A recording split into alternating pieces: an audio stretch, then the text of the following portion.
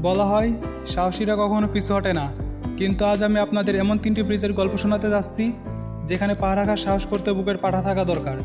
পৃথিবীর সবচেয়ে ভয়ঙ্কর 3টি ব্রিজের দিকে এক নজর দিলে আপনিও ভাবতে বাধ্য হবেন, আসলে কি এগুলো পার হওয়া সম্ভব।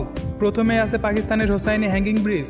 উত্তরের পাহাড়ি অঞ্চলে অবস্থিত এই ব্রিজটি এক কথায় দুঃস্বপ্নের মতো।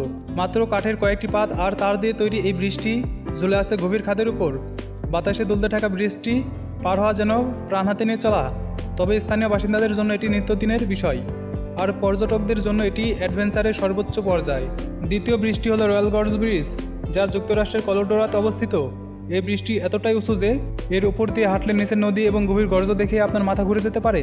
955 ফুট উচ্চতায় অবস্থিত এই ব্রিজটি এক সময়ে পৃথিবীর সবচেয়ে উঁচু ব্রিজ ছিল।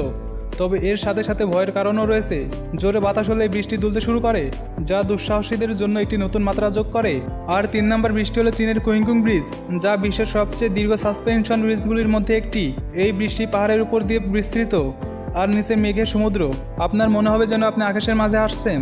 তবে মজার বিষয় হচ্ছে, এই বৃষ্টি পার হতে হলে আপনার উচ্চতা ভীতি সম্পূর্ণ দূর করতে হবে, কারণ নিচে তাকালে মনে হবে আপনি আকাশেই দাঁড়িয়ে আছেন। পৃথিবীর এই ভয়ঙ্কর ব্রিজগুলো শুধুমাত্র স্থাপত্য শিল্পের চমক নয়, বরং ভয়কে জয় করার প্রতীকও।